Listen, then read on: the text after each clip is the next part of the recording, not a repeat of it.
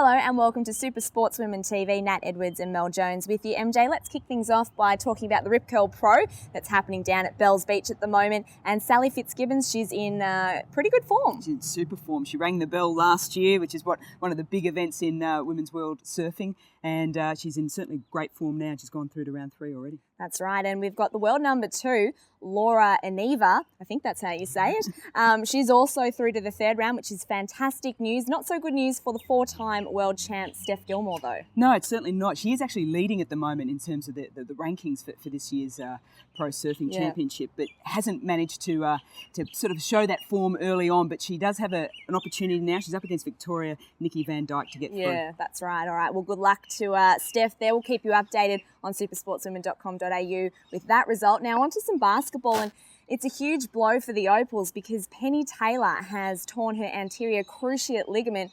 And I guess in the next 24 hours, Basketball Australia will be deciding on whether she'll have the LARS surgery or a traditional knee reco. Look, it's heartbreaking for Penny. She has probably, in my books, been in the best form out of all the Opals over the last 12 months. I saw her recently in the States. She's been playing for Fenerbahce Istanbul in the Turkey League, has been in scintillating form and has managed in a recent game to do her ACL. Still not 100% sure on the degree to it. Yeah. So that might sort of sway the decision making in terms of the LARS. Now, LARS has certainly been a little bit of controversy around it all. It depends a little bit on, most people are saying, because it is a synthetic graft, that if you do it again, the amount of bone that's taken away from the limb can certainly mean next reconstructions are tough, and also the onset of early arthritis as well. So they're going to have to weigh that up. If it's a traditional reconstruction, she'll be out for the Olympics. But at least with the LARS, she could be back within 12 weeks, and the Olympics are 4 months away. So you do the math and she could be back, but it might be a stretch. Some big decisions to be made. That's right. All right, let's get on to the ANZ Championships. Of course, round 1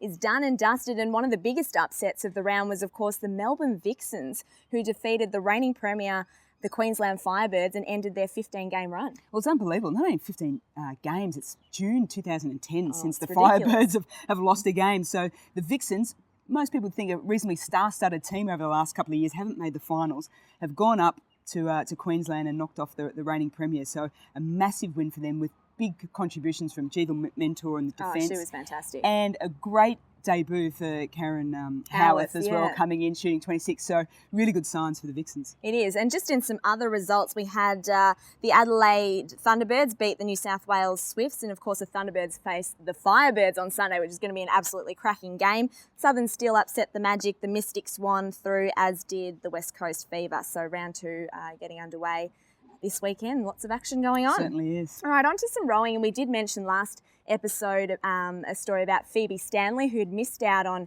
making the pairs crew in the rowing for the Olympics. And good news is Rowing Australia have decided to put in an 8 crew. It certainly is. And I don't know whether or not it was a little bit of sort of background movements from a lot of women's sporting groups saying, you know, come on guys, this is ridiculous. We've got a wonderful history in women's rowing and rowing across the board here in Australia. Let's get a women's 8 over to Lucerne in Switzerland and see if they can qualify. So fingers crossed all goes well over the next few weeks. Well, yeah, so Phoebe is one of 10 girls who'll be vying for a spot. So there's only 8, and a decision, I guess, will be made in the next 3 weeks about that squad.